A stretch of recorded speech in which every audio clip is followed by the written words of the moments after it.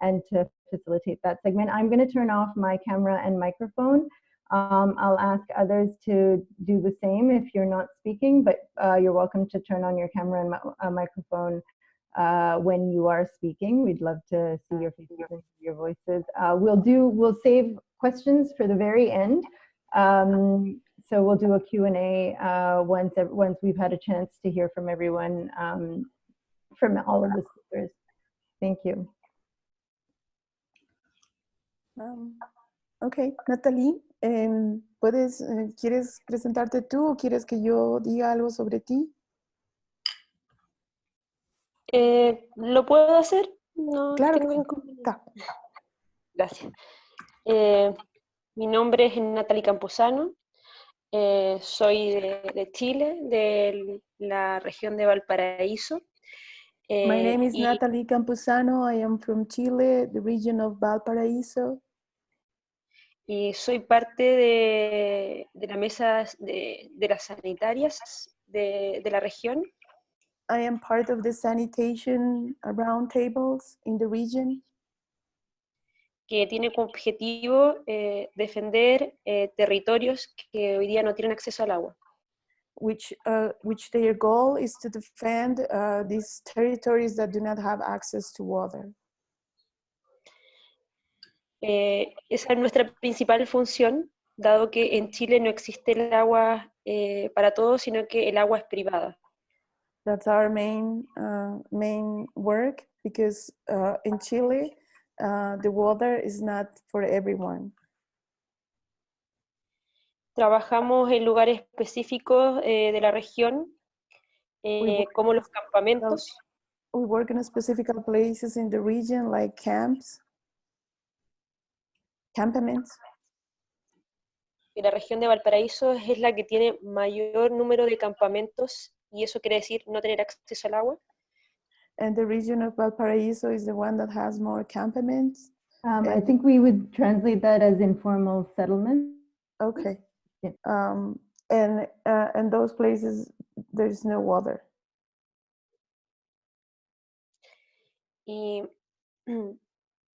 hemos trabajado con un sector en específico que ha vivido los inconvenientes de no tener el agua, como acciones de incendio y hoy problemas sanitarios por el COVID-19. And we have been working with people in these regions that have had fires in the past. And on top of that, now we have the virus, the COVID-19. El privado es Val, quien es el que da el acceso al agua potable en Valparaíso. Por no tenerlo... Go ahead, Nat. Okay, the private company that provides water in Valparaiso is Esvald. Por no generar el acceso al agua, el 24 de diciembre y muchos más, se incendió parte importante de la población del Cerro Rocuán, del Cerro de Valparaíso. And because many people do not have access to water and they do not provide water to many of these spaces, we had this big fire in December the past year in a hill. Y hoy la región tiene un número importante de personas que hoy día no tienen acceso al agua y que no cumplen con el requisito número 1 del COVID-19, que es lavarse las manos. And many people in this region now, because they do not have access to water, they are suffering because they cannot wash their hands as this is one of the requirements to fight against the COVID-19.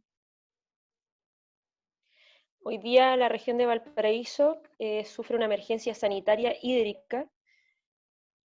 The region of Valparaiso today suffers an emergency, sanitary and emergency.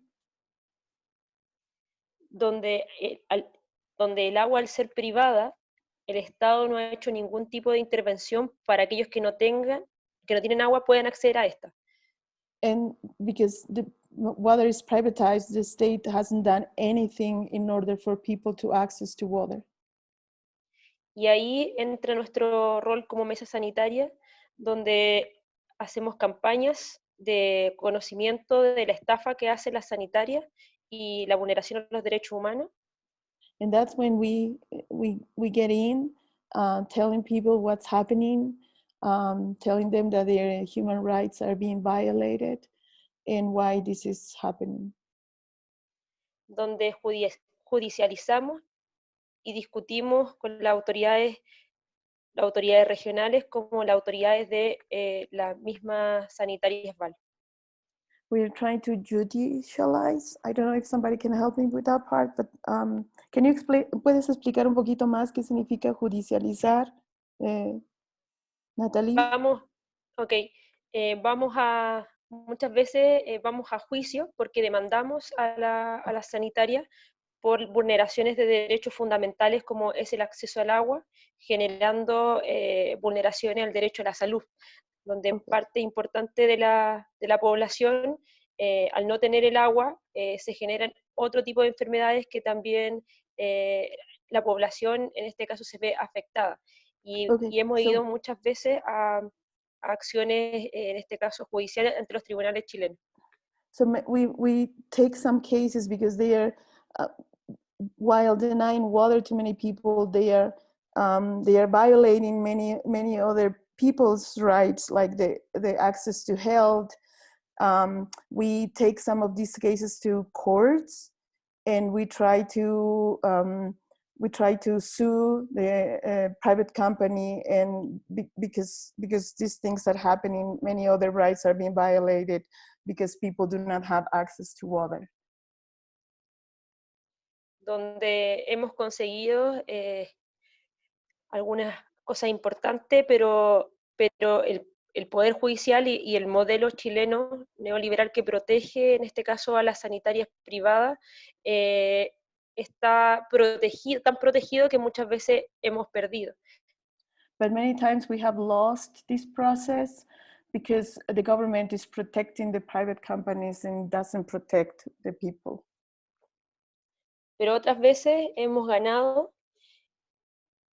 But other times we have won. Por ejemplo, con la rebaja de la tarifa a los lugares que fueron incendiados este pasado 24 de diciembre, la rebaja de tarifa. For example, when we got a decrease on the water rates after the big fires on December 24th. También la mesa cumple un rol político de hablar con la Superintendencia de Servicios Sanitarios, que es el órgano encargado de fiscalizar a las sanitarias.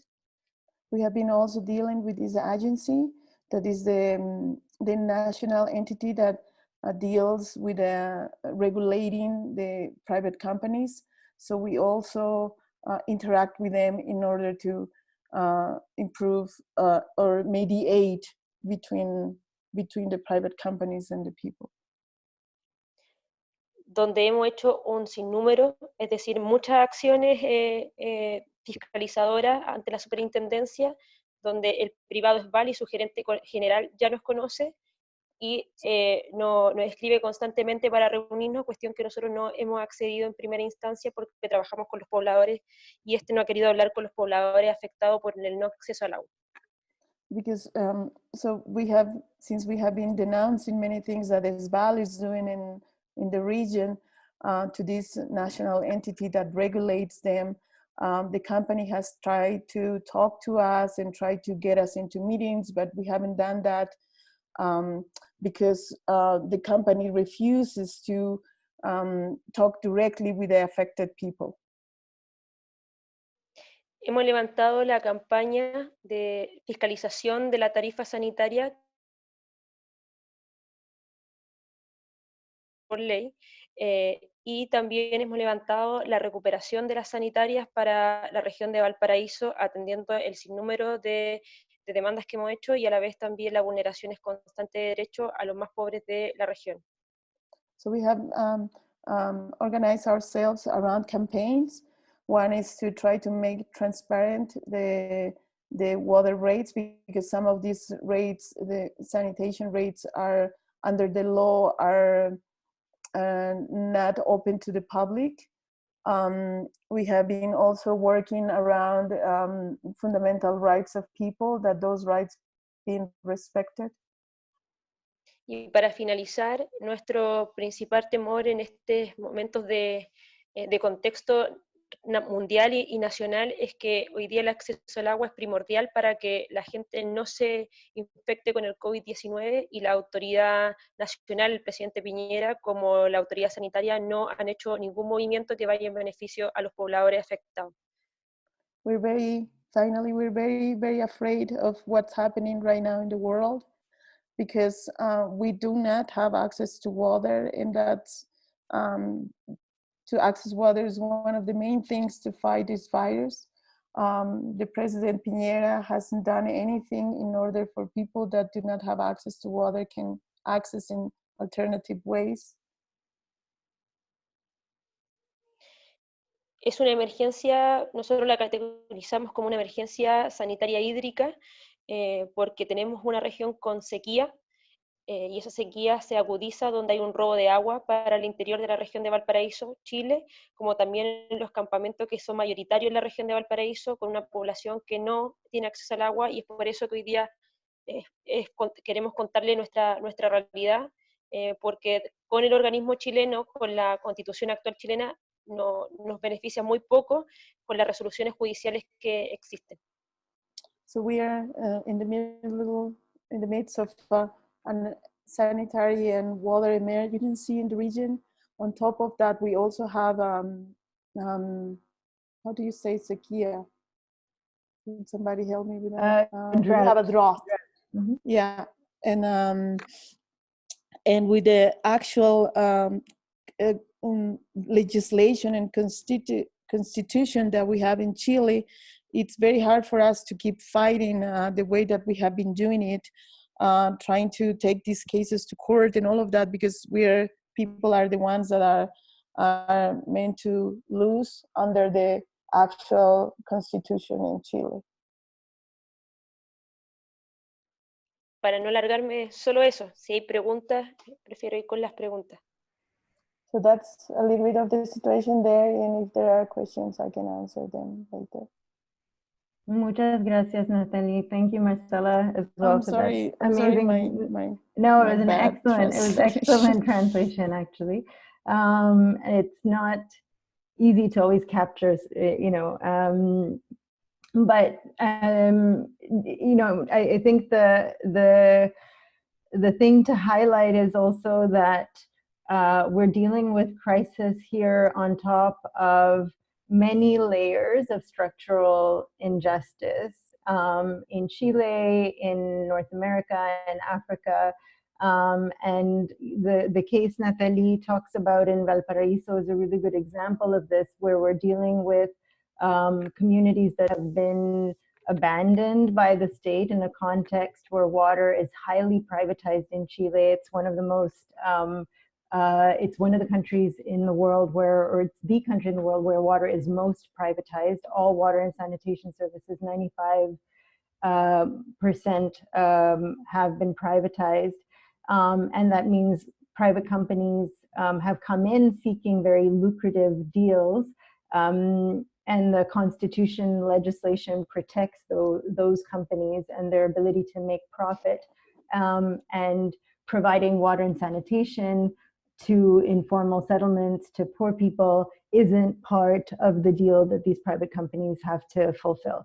So, and then, as Nataly pointed out, this comes on top of other crises that they've had to face in the region. So groups like the Water and Sanitation Table in Valparaiso, as well as the group we'll hear from next, the Michigan Welfare Rights Organization, are constantly having to deal with trying to change things structurally, fulfilling long-term goals that they have, including constitutional change, and dealing with immediate needs of people who would die without access to water, and so constantly balancing taking care of people's humanitarian needs and also making change in the long term.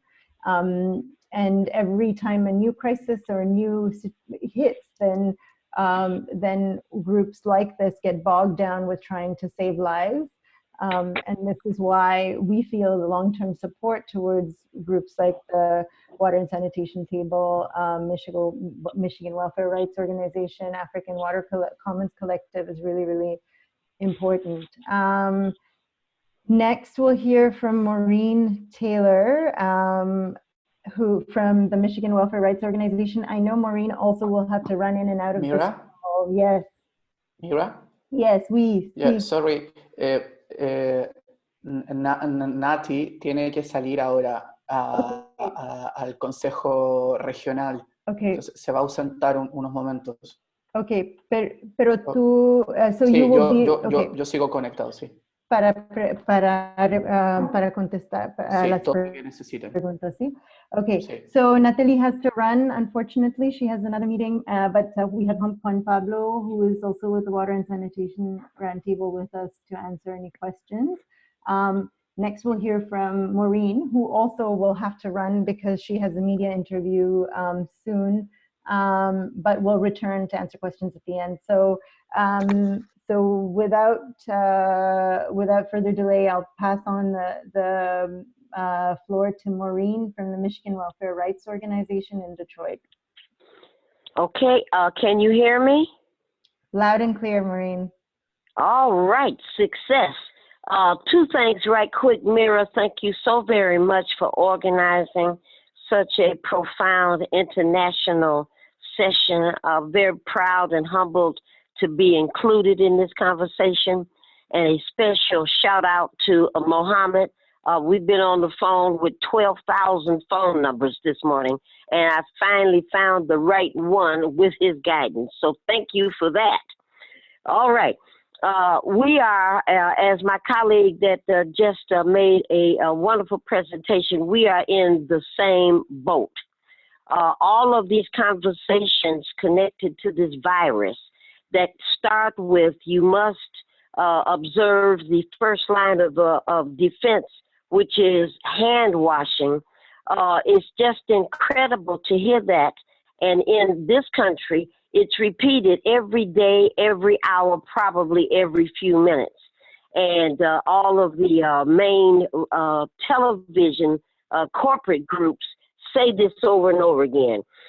This was a fly in the face of folks, certainly in the city of Detroit. Right next to Detroit is another city called Highland Park. And to the other end of the city of Detroit, there's another city, Hamtramck. And maybe some of the folks on the call may be aware of what happened in Flint, Michigan.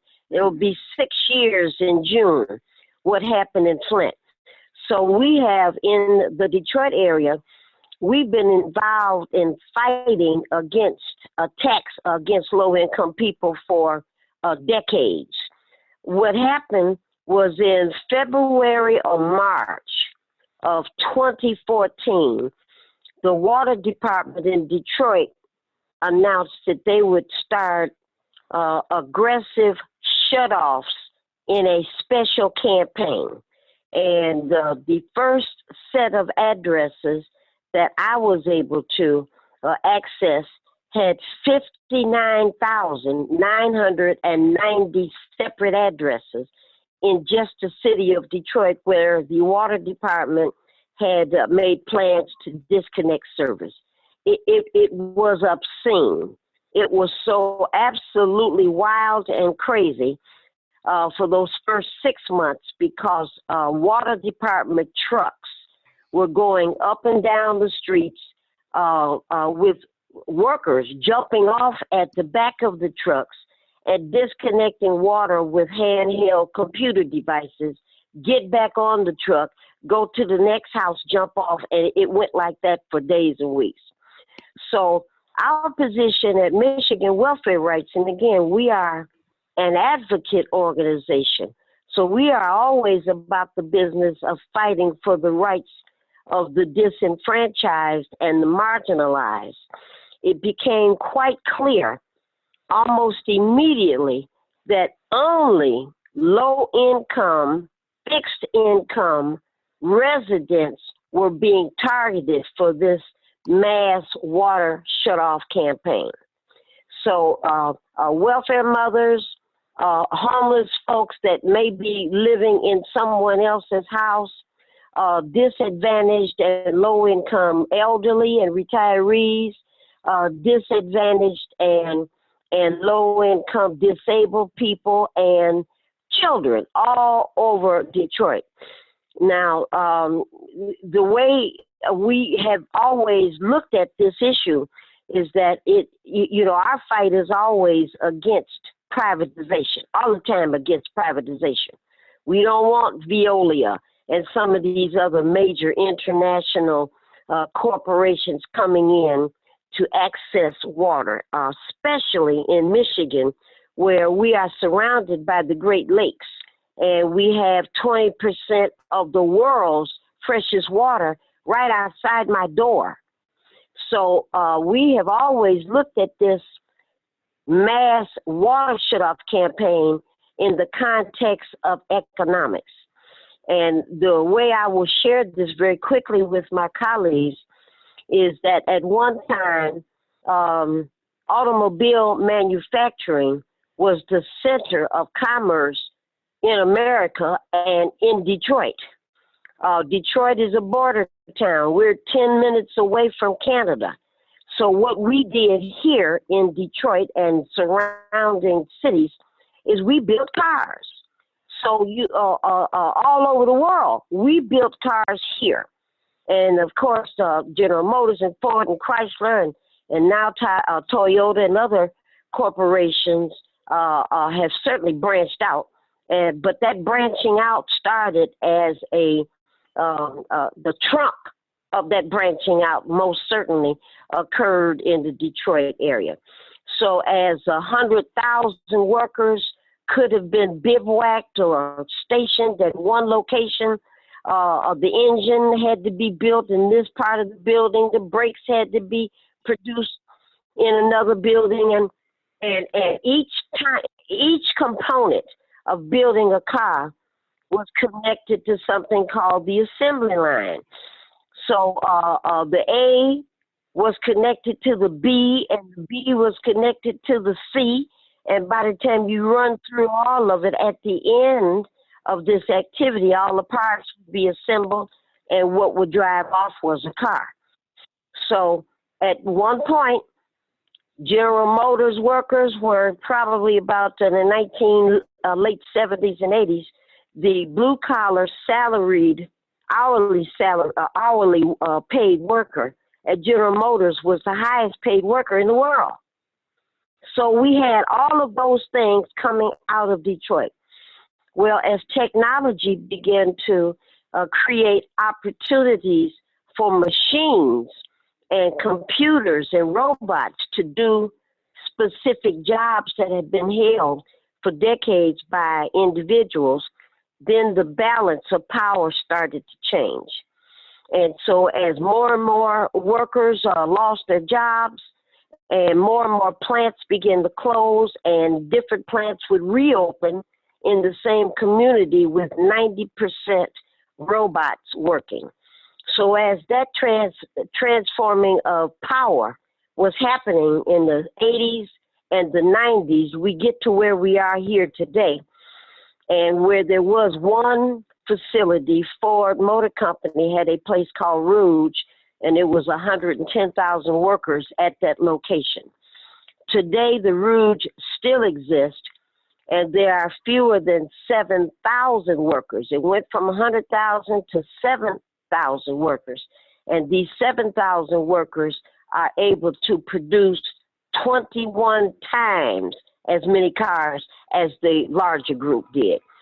So all of that I say to connect to this component about, well, that worked pretty good. Why don't we see how we might be able to privatize water and to allow corporations to come in, because we have so many people that we have to feed and house and educate and take care of that can't produce anything. And so these corporate powers are always surrounding us. And we were quite shocked when our own city mothers and fathers started to shut off water by the tens of thousands. So fast forward to where we are today, and in closing with my remarks, while we stand in solidarity with our sisters and brothers from around the world, we will fight against privatization, and we will fight against mass water shutoffs, and we will fight against these continuous and unending attacks against the standard of living of low-income people, and we will fight those fights standing right in solidarity with you all. Nothing has changed. We might be getting older, and some gray spots might be showing up on top of our heads, but nothing has changed our commitment to this particular fight that water must be accessible. We are doing battle from coast to coast on implementing a water affordability plan. And as that continues to go on, we are left with this virus. And right now, Detroit is number 3 behind New York, behind Los Angeles, and we're the 3rd most affected in terms of almost 10,000 affected, 10,000 already diagnosed with the virus. And Detroit itself, just one city, has more than 2,500 individuals already diagnosed. And we don't know how many of these diagnosed people in Detroit or across the state became that way because they could not wash their hands. So with 110,000 shutoffs that have occurred on and off since 2014, I'll leave my comments to that point. And again, thank you very much for including me. Now, about 10:30, I got to snap off this call for about 15 minutes, but I will rejoin it. Thank you, Ms. Mira. Thank you so much, Maureen. Thank you for that historical overview of what you're dealing with in Detroit. Could you just quickly before you leave, you recently had what we thought was a victory when you were able to get the city to announce that they would be turning the water back on to the thousands of people who've lost. Yes. And what's happened since then? Okay, now I'm not hopping off to 10:30. It's just a few minutes after 10, okay? What happened is we have a progressive governor, at least that's what she looks like today. And she, in one of her recent executive orders connected to the continued rise of COVID virus victims, she put an executive order in place telling the mayor of the city of Detroit to turn everybody's water on. All this water's been cut off, and we're still looking at thousands. She demanded and put it in the executive order that every household where there were people living had to have fresh water to be able to clean and wash their hands. So she made that a mandate, and we were happy and just really surprised. Detroit services 121 other cities beyond Detroit. So her first initiative was to say, turn all the water on in Detroit. Then we contacted her, gave her some additional information, and she altered that and said, turn on all the water throughout the state of Michigan. Nobody can be without water at this time. So the window of opportunity, of course, Ms. Mira, was open just a little bit, and Welfare Rights, the People's Water Board, and some of the other organizations called Water Warriors, we jumped through to that opportunity, and now we've raised the slogan, keep it, turn it on, keep it on. So this is a tremendous victory for us that we've been crying and screaming and making lots of noise, and no one heard us. But everybody heard the COVID virus voice. Everybody heard that. And in an effort to try to make sense out of shutting off water, we were victorious in having the governor, and we didn't see it coming, having the governor demand that water be set back up again. It is being turned on. There's a lot of resistance from the mayor and the water department, but right now the mandate is turn it all on. So that's the victory right there, Ms. Meyer. Great, thank you, and congratulations. I know this has been sort of a result of the relentless work that Michigan Welfare Rights Organization and the People's Water Board have been doing in Michigan to have the water turned back on. And the challenge now will be to ensure that everybody does get their water turned back on, but also to then keep it on, as you say, so that people aren't cut off once the state decides the crisis is over. So thanks, Maureen. Thank you. Next, we'll hear from colleagues in South Africa. So I'll ask Connie to present everyone. Hi everyone, it's really fantastic to all be able to get together. I know everyone here as activists are doing 20 things at the same time, despite being a call. We have quite a few comrades from across Cape Town. There's Nataly, who is the Secretary General of the Social Justice Coalition and lives in Khayelitsha. When the crisis hit here, our president declared a state of an emergency, and we have a 3-week national shutdown at the moment across South Africa. So no schools, no transport, no businesses. Everyone has to stay home and can leave their homes only for medical reasons and for food. There are slowly other provisions being made for collecting social grants and things like that, but it's a national shutdown with the army patrolling. There's been only 2 deaths from COVID so far. The idea is to flatten the curve, but there's also been 2 deaths from police brutality at the same time in that same. So the 3 weeks are, the idea is to try to curb the spread across the country. So right before the shutdown, we got a 3-day warning from Monday saying Thursday at midnight, last Thursday. So we're into week 1 now. And at that time, a lot of water activists and people also who hadn't necessarily considered themselves activists had to lobby to actually get water. So similar to what you're talking about in Detroit and in Chile, people have been struggling for water forever. Well, actually for about 300 years. So it's a colonial and apartheid legacy here. And so many organizers work to try to get tanks of water. And in the last few weeks, some of the city mayors have announced a moratorium on water cutoffs during the lockdown time. But that doesn't help. Saying that they won't cut water doesn't mean that people without water have water. So there's been organizing around getting water tanks.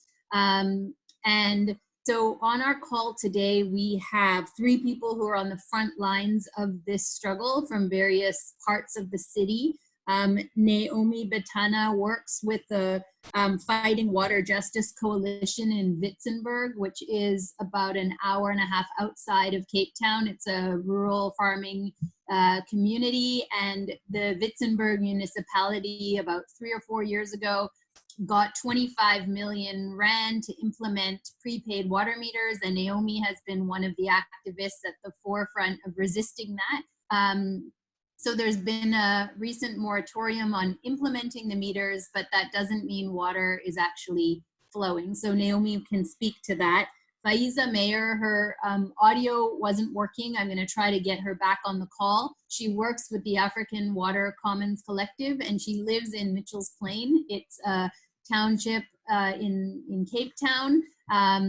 And so she will talk about what's been going on there. She's been part of mobilizing what we call water action committees across the city for the last few years. So now is a time when people are really leaning on those networks.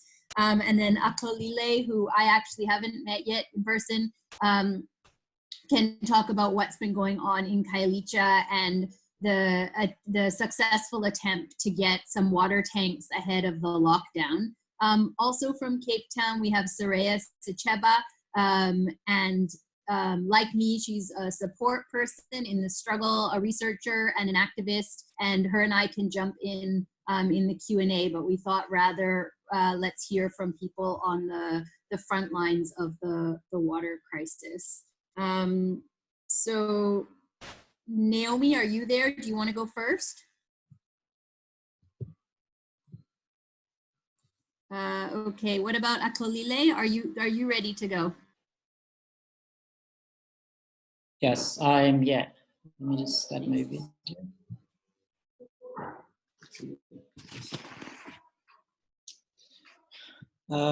Hi, everyone. My name is Claudile, and I am in Cape Town, and I work and live in Khayelitsha, which is one of the biggest townships in South Africa. It's partly formal, but has a lot of informal settlements as well in this one township. And a lot of the informal settlements, and so we do work. So I've been working with the Social Justice Coalition for the past 10 years, and we had started a campaign since back then in late 2008, early 2009, for clean, safe and dignified sanitation and water services for people living in informal settlements. And so I think similar to other people that have spoken, the water issue is not new. We've had these campaigns since like 10 years ago, and a lot still hasn't been done and hadn't been done by our government. A lot of the informal settlements are on state land. So this is government land. This is land where the government could and should have done something. There are some informal settlements that are on private land, but even that, legislation and policy of the South African government doesn't stop government from providing basic services to people that are on private land. And so it's just use an excuse that people are on private land and government cannot. But the law and legislation actually says that they should. It's still the responsibility of the state to provide these services. And so a lot of these informal settlements are dense because there's a lot of people that are living in them. And again, even that is an excuse that is used by government, saying that there's no land that's available to remove some people so that we can put basic services, or at least that's the excuse that we've been hearing over the past number of years. And what we've heard recently from the Minister of Water and Sanitation is that some people in informal settlements are going to be moved. And so it's a surprise to us now suddenly there's availability of land for people to be moved, while we've been asking for land for people to be moved all this time. I mean, some of these informal settlements, like one of the biggest informal settlements in Khayelitsha, has about 4,500 households. And this is an informal settlement that had two taps. And so you'd imagine all informal settlements in the majority of informal settlements in Cape Town, the types of services that are used by people are communal. So these are communal or shared facilities that people do not have inside their own homes. And so people have to go out to get to a tap or to get to a toilet. And so you can imagine these informal settlements that have 4,500 houses and has two taps. And so people have to travel for about 30 minutes to get water. At night, it's dangerous. There's no proper lighting. In the morning, it's dangerous. And so these are some of the issues that exist, which we've been trying to deal with within these informal settlements. And so with the current pandemic and the lockdown that was introduced a few days ago, the challenge that we've had and which we try to speak to with regards to how this is going to be implemented in informal settlements, because what we've been saying is that a lockdown for people living in informal settlements is impractical. It's impossible. people have to go out to get water. People have to go out to go and find sanitation services. So you can't expect people to be at home during a lockdown. And this is some of the fears that we have with regards to the army being there and the police being there. And we've already seen the violence from the police in terms of them trying to get people to stay within their homes. As Connie has said, it's actually 3 people that are reported to have died as a result of police violence in the country. So these are efforts that we've had and we've sort of been speaking about over the last number of years. But when the lockdown started, and just before the lockdown started, a network of people across Cape Town was started called Cape Town Together, which is a network that is responding to the issue of COVID-19. And the idea behind this is, as much as we understand that these are national and global issues, the pandemic is global, but even in these instances of global issues, some of the responses should be local. And so people within their local communities can have positive responses to global issues. And so part of why the Cape Town Together network exists is that it has encouraged in different communities what is called community action networks. So since I'm living in Khayelitsha, I'm part of the Khayelitsha community action networks. There are now, and this was started about a week ago, the whole network, but there are now over 70 community action networks that have been started in the city of Cape Town. And through the Facebook group where we communicate in terms of ideas and practical ideas that people can use, and how we share information and how we share resources. This is a Facebook group that now has close to 8,000 people that have signed up and are members of the Facebook group. So this is something that for us we believe is starting to work because there is a response, due to the lack of response sometimes from the state and from government, especially when it comes to awareness and education around the virus. Community leaders and people living in these communities are taking it up for themselves to educate people to say, please stay at home, if only get out when you need these certain necessities. And also for people to understand the virus, because one of the other problems which we've seen is that government communication hasn't prioritized the most marginalized in our country. It's prioritized people that have water in their houses, the most middle class and wealthy people. And this is what we've been saying, that you need to prioritize people living in rural areas, people living in informal settlements, so that they understand the virus. Don't just send the army and tell the army to tell them to be in their homes. You need to prioritize how people understand, because some of the medical terms that are used in explaining these things, not everyone understands. And so we need to also use local languages to try and explain many of these issues. So we're trying to find local responses to respond to some of these issues. I think I'll stop there. Thank you very much. And I'm just wondering, Faeza, did you manage to get back on the call? Her battery was dying. I don't see her on, but I see Naomi is there. Naomi, do you wanna take the next 5 minutes? Your mic is not on. You have to, yeah, there you go. Mm-hmm. Okay, I also. Your mic, you've turned your, there, yeah.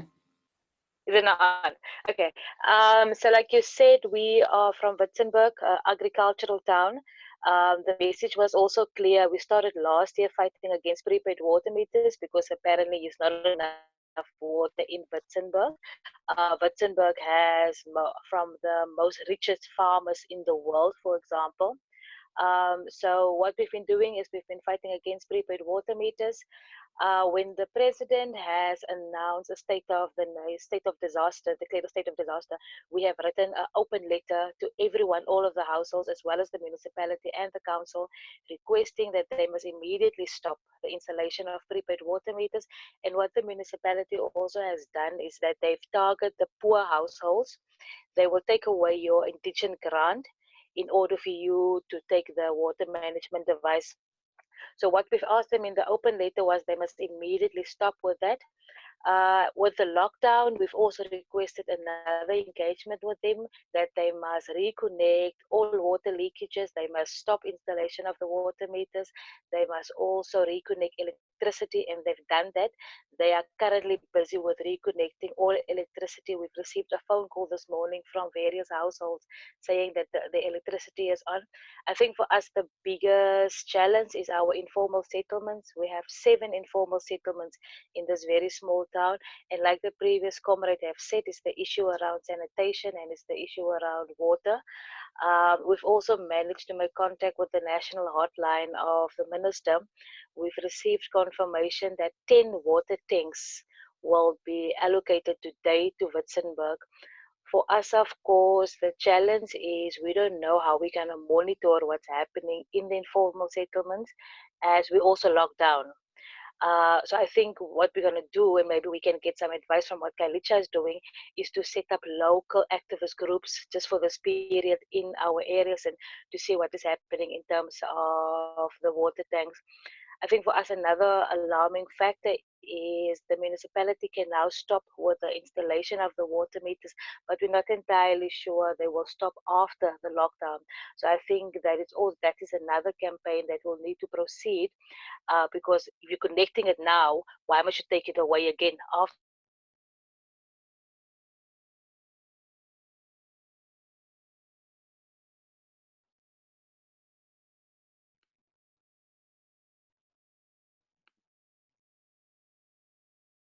Sorry, we seem to have lost Naomi. Hello? Oh, we can hear you.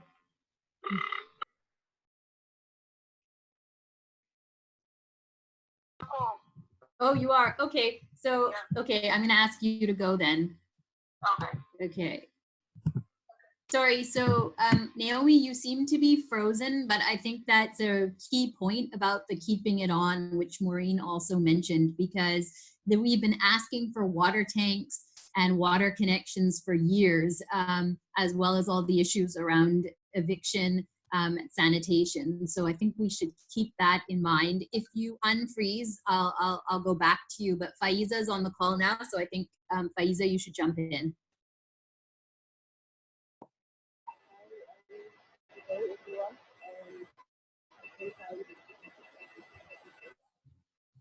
Faeza, can you talk a little bit louder? Okay, is that working? I can hear. Can others hear? It's faint, but I can hear. It's good. Okay, go ahead. Yes. So, my name is Faeza, and I'm from the African Economic Collective. I am an activist in Cape Town, we've been advertising around water issues since 2013. Sorry, Faeza, you are quite faint. So what we might need to do is, if you're able to hear Faeza, if you can just repeat, you know, like we do a consecutive translation.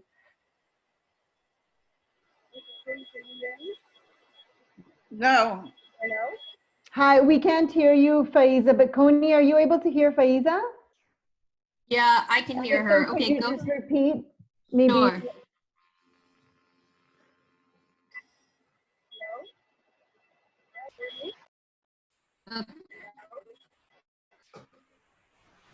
Faeza, I'm going to call you on my phone, and then you can rather speak to me and I speak to the meeting because we can't hear you. Is that okay?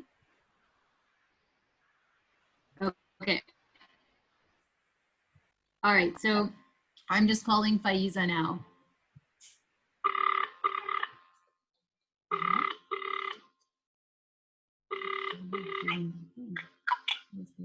Thanks.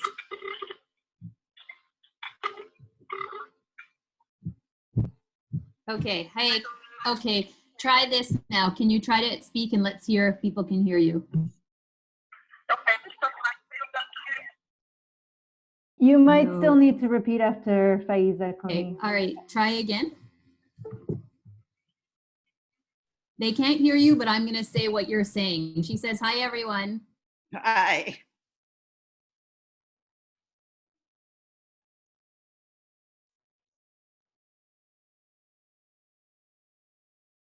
She's been working with the African Water Commons Collective since 2014.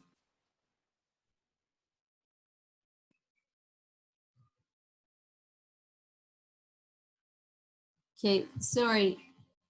So I can't hear you either. It's a terrible connection. Okay, now I can hear you. Okay, go.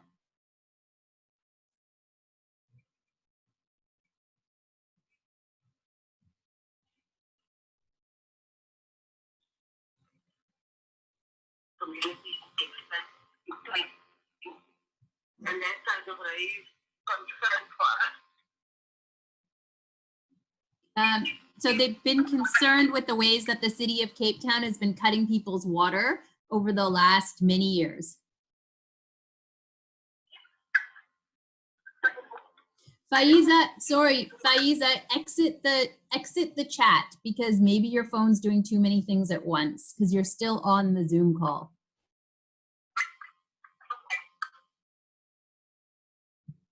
Okay, apologies everyone.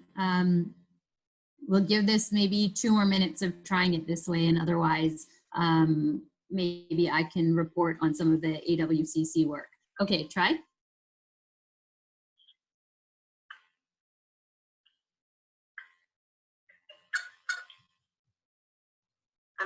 Okay, go.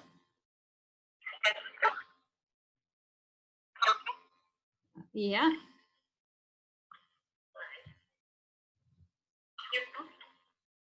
Kind of. Okay. Yeah, go. Yes, I can hear you now.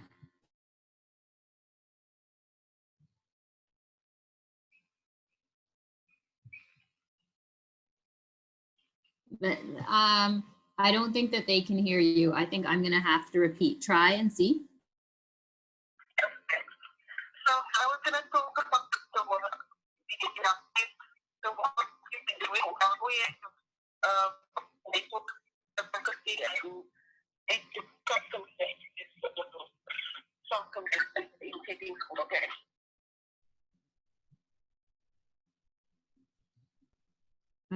Okay. Sorry, I'm not sure. Does anyone have a solid suggestion of what we should do? Because no, I think the only, yeah, if you're able to hear her, then repeat what she's saying. And okay, I'm just trying to call her back once more to maybe get a better line. Okay, try again on this line. Okay, can you hear me? Yes. Much better. So I wanted to talk about the work that we've been doing across the city, how we've been resisting the water management device. I'm not sure if people abroad understand because I haven't listened to the conversation, so I'm not sure if people understand how the Bluetooth water management device works, that it provides households 350 liters of water, and that we have found through the work that we've been doing that average household in the city of Cape Town, especially in working class areas or in working class areas, is 15 to 23 people. Okay, go on. No one's discussed the amount of water that people get with the meters yet. Okay, so what do you say, Tony? I'm sorry, should I just continue? Yeah, continue. Okay, so we've been resisting, and then we've also been working with people whose water has been cut off, and then some people who, as an example, one person in the community, in this specific community's house burned down a few years ago, and they've been without electricity and water for so long. So at the moment, with the coronavirus, people who are the most vulnerable are those who we've been working with over time, and we see that they are the ones who are without resources, and most importantly, they are without water at the moment. Some people's meters are faulty. We've been struggling to get to people because the police has been very harsh with people in our community. You get up in the morning and hear them shouting and swearing on the intercom, so people are literally scared to go out the door. We've managed to mobilize a few people in the community that be willing to support in terms of delivering water to the most vulnerable. So, as an example, people who used to collect scrap, using their trolleys now to take water around and to deliver to those who don't have. So that's what's happening at the moment here. As the African Water Commons Collective, I think from just listening to people in the community, everyone at this very moment is okay in terms of food because they just got their social grant a few days ago. And, you know, when people were going to the shops, there wasn't enough food on the shelves. Many pensioners came home with nothing, with just a bread and a packet of tea bags because there wasn't enough food on the shelf. So I think the feeling with everyone that I've been talking to is that for about a week or two, people will be okay because they bought food with a little money that they got from the social grant. But when that dries up, it's going to become very difficult for people to survive under these circumstances. The other thing that's still also, I think, a critical thing is that people at the moment, the water, if you don't pay your water, it gets deducted from your electricity. So if you buy electricity and you owe money on your water account, they take half of what you buy. So if I buy 10 Rand, I only get a 5 Rand electricity. And that is becoming increasingly difficult. So we see more and more people, we can smell in the community, people making fires so that they can cook. I think that's going to be a huge challenge, and I think it's something that the city of Cape Town or government should be taking into consideration, that poor people who are living on a day-to-day basis, you know, when they get money today, they just buy their food today, and that's how they live, and that's how they buy electricity and everything else. So it's going to become a really difficult situation for people here in Cape Town. There's still people walking around. No one has protective clothing here. We don't have permission to walk around. We communicate via phone, and to those who don't have phones, and that's the issue also because there is quite a few working class community households who don't have cell phones. You know, there's either drug addict that has stolen the phone or something like that, but there's issues with people who don't have phones. So it's a matter of speaking to people over the walls and sending messages, and one or two people running around. But yeah, the police is, like I said, been very critical, not really allowing people out the door. They have been a bit quiet today and a little bit yesterday, but I think this is all so that people can get paid, go and get their grants, go and buy food. And I think by Friday things will go back to the harsh lockdown and the police criminalizing our people, because people are not staying, you know, going outside because they want to be outside. I think everyone, each and everyone are afraid. Everyone who knows what this virus is about are afraid, but people have no choice but to be outside. Okay. Thanks, Faeza. Mira, what do you suggest now? So that's great. I don't know if you or anyone else has anything else to add. I think that gives us a picture of what's going on in Cape Town, some of the solutions that are coming up from the grassroots level, but also the huge challenges, including the challenges for local organizing among groups that have been doing this work to keep people alive, are not able to now get to people who need them because of the lockdown situation. So I think that that's a good overview. I don't know if anybody has anything to add, but we can go straight into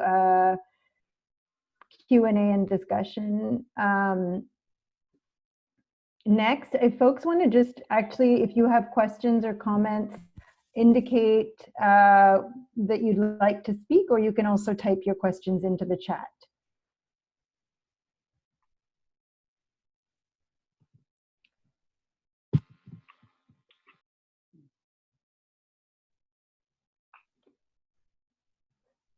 There is a raise hand function on Zoom, so you can also indicate that you'd like to speak that way. Hi, Mira. Yes, Maria, yes, please do go ahead. So this is Surya Sheba, researcher, professor at the University of Cape Town, who's been an activist researcher supporting, working with the Blue Planet Project and supporting the African Water Commons Collective and other groups in Cape Town. Hi everyone. So thank you, Mira. Thank you, Coney, for this opportunity to also meet colleagues in other parts of the world. I just want to maybe add a few more points to what other comrades from Cape Town have been saying. I think something really important to get across is this point about crisis. You know, Mira, as you've said already, that this is very layered, historically layered. So these, as everyone has highlighted, these are issues that have been contested for decades in a way. And in Cape Town, I think, especially given the water crisis, which we've just very recently come out of, one important point I think to make is that when the city responded to what was essentially a recognized water crisis, what they call day zero, that was really a water crisis of those who already had access. So they recognized it as a crisis because it was challenging the access of those who were accustomed to access. And therefore their response, the measures that they put in place, in fact had the effect of deepening the crisis of those who have always struggled. That's one very important point, because the way they responded was to focus a lot more on the financial resilience of the municipality. So they were much more concerned about cost recovery and how the municipality financially would continue to survive. So there was this mixing of the drought crisis and the financial crisis. And only now is this recognition of the sustained crisis really being acknowledged. And I think that it's important, especially in terms of mobilizing and thinking about the future, that we don't just argue for emergency water, but we say that it needs to, as everyone has said, it's not only about emergency water, but it's about taking this moment, as a window of opportunity to push for something that is really about recognition about what the crisis of the marginalized looks like in cities in many parts of the world. Another point that I wanted to make, Akolile has already spoken about these community action networks across the city, and I think these really have a lot of potential. But similarly to the city's response to providing emergency water, I think it also requires a bit of interrogation, because we're talking about more privileged communities pairing with communities that have far less resources. So in a way, it's a response of the privileged to recognize a threat to their own privilege in a moment like COVID-19. And I think that we need to think about how to move from charity towards solidarity, which we are not there yet. So I think in terms of the community action networks, maybe there's more room to think about what solidarity really looks like, and what that solidarity looks like, not only in a moment like this, but really in a much more longer term kind of process. Yeah, and then the final point just to say is that, you know, especially in cities of the global south, income insecurity is really a fundamental challenge. And in informal settlements, that cuts across so many different issues. And so the way the state is responding at the moment with lockdown, as in an attempt to address a crisis, they are actually going to deepen the crisis unless issues like income security are addressed, and access to basic services. So I just wanted to highlight some issues that I think really need to be raised in terms of mobilizing, where we need to focus our attention. Thank you. Great, thanks for that, Soraya. Does anyone else have anything to add, or any questions, comments? I can add, can you hear me? Yes. Oh, this is Tama Kaplan. I can add a little bit about what's happening in Detroit.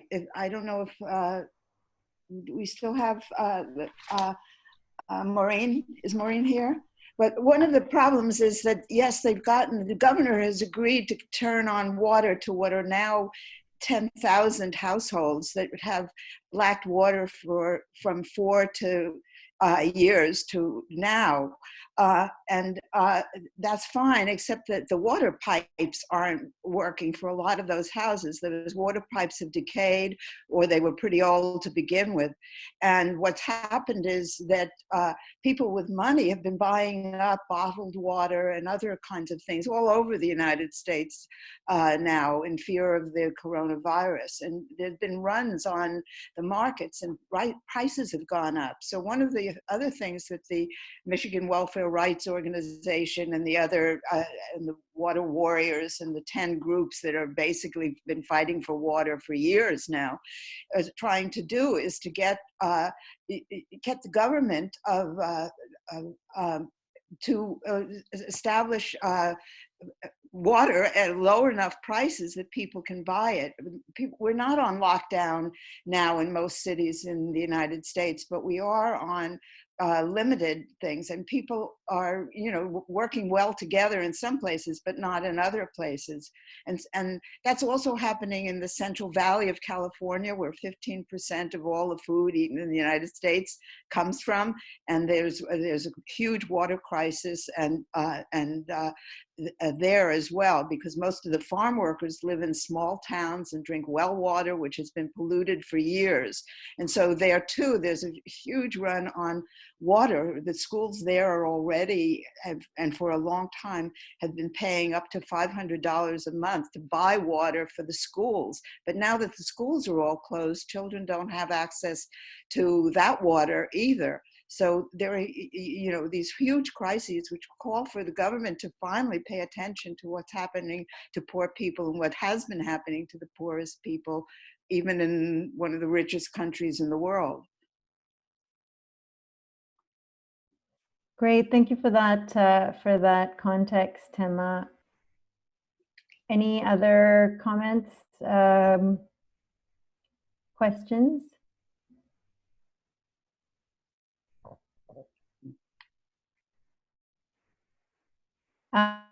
We are recording this, so we can send around the recording, and everyone on the call can also send around to others who are interested and weren't able to join us today. Just wanting to, if there are no further comments or questions, just want to, thank everyone. Just to summarize what has been said on the call, this is just sort of a snapshot of what we know frontline communities are dealing with around the world, that this crisis comes on the heels of many other crises, that this is multi-layered and extremely complex, and that it really has laid bare the deep inequalities and injustices that frontline communities are fighting on a daily basis.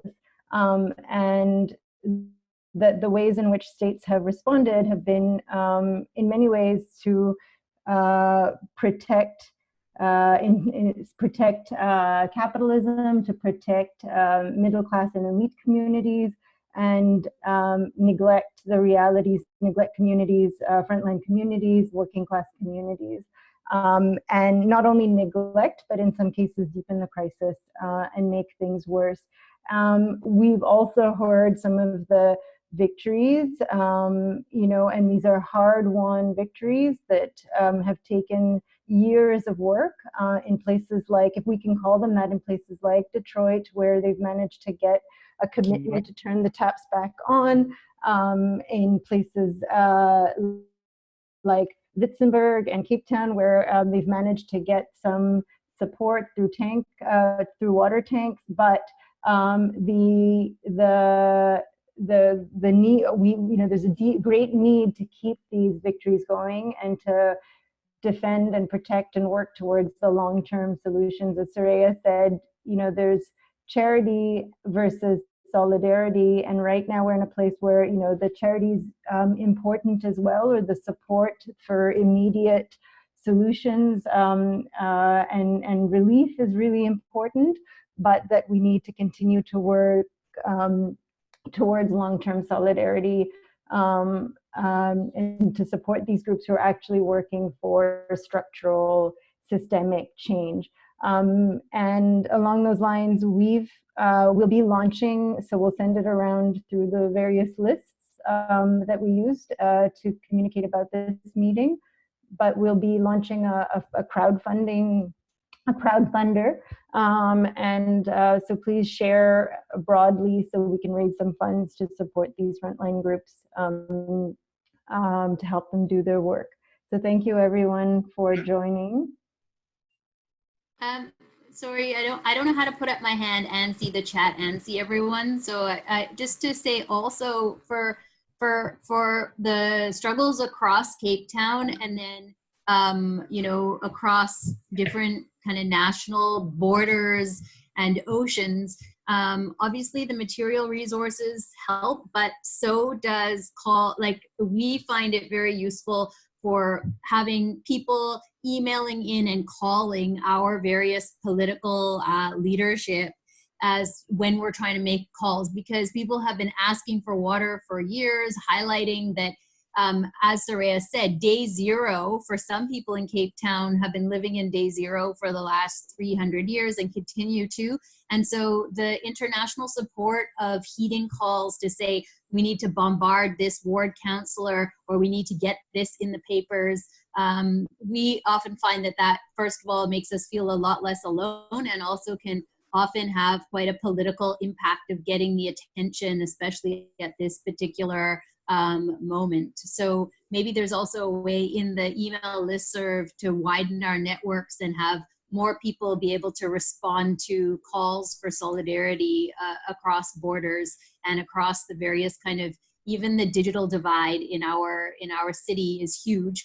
And so to have a computer and to have data to be able to be on these calls is really tricky. So I think there's lots of things that we can do to support each other as we go. And we would love to hear more from everyone and to be in touch as we try to figure this out together. Mira? Yeah, sí. Sí, Juan Pablo. Le pediré apoyo a Marcela a ver si es que puede ir traduciendo quizás. Sure.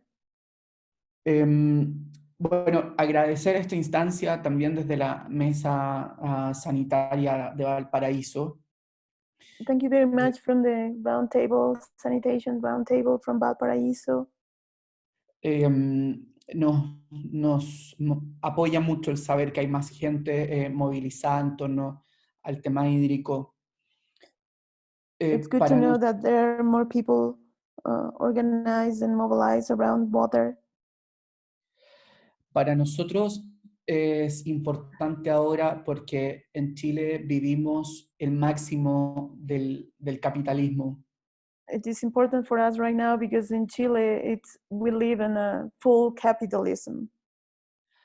Y no solamente hacemos frente a una emergencia global sanitaria, And we are not just confronting a global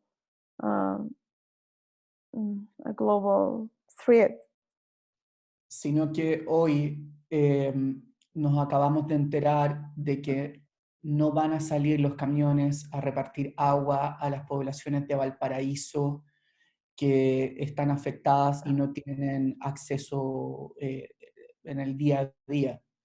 Just right now we found out that the water trucks that used to deliver, or that they deliver water to the places where people do not have access to water, they won't be going there.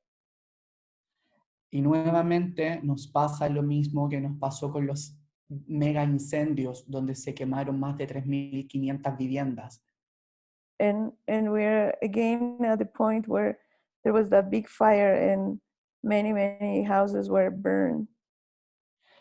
Y tendremos que salir a la búsqueda y compra de agua embotellada, lo que es trágico. And we don't have other alternative than going outside to buy bottled water in order to provide water to these people. Para nosotros es fundamental que lo que está viviendo Valparaíso pueda salir al mundo, pero también que el mundo no replique el modelo hídrico chileno. For us, it's very important that people hear about our experience, but also as a cautionous tale, so they do not repeat what the model that we have here. Gracias a todos y todas.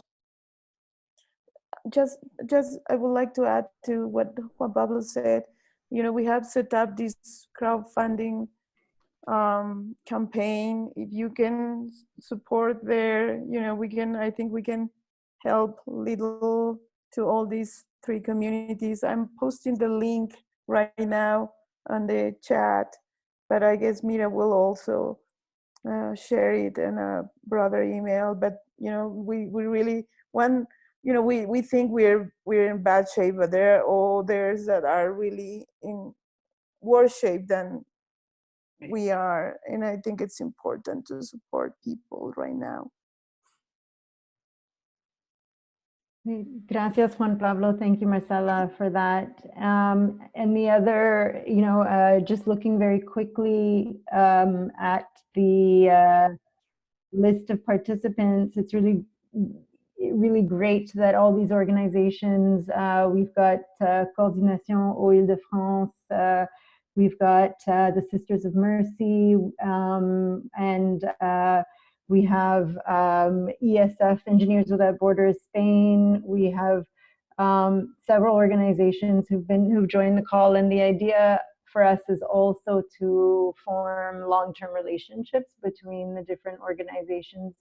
And many of the organizations who've joined I've been talking to for a while about building some bridges and building connections with these groups. So looking forward to continuing this discussion via email, and hopefully we can set up a follow-up meeting as well, or more, and hopefully there'll be also more kind of bilateral smaller group discussions between the different groups who've joined today, so that we can kind of build long-term relationships towards the kind of structural change that we're hoping for in Chile and South Africa and the US and Canada. Okay, thank you all for joining. Thank you, Mira. Goodbye, everyone. Bye. Bye, everyone. Bye, everyone. Bye. Bye. Thank you, Faeza. Bye. Goodbye.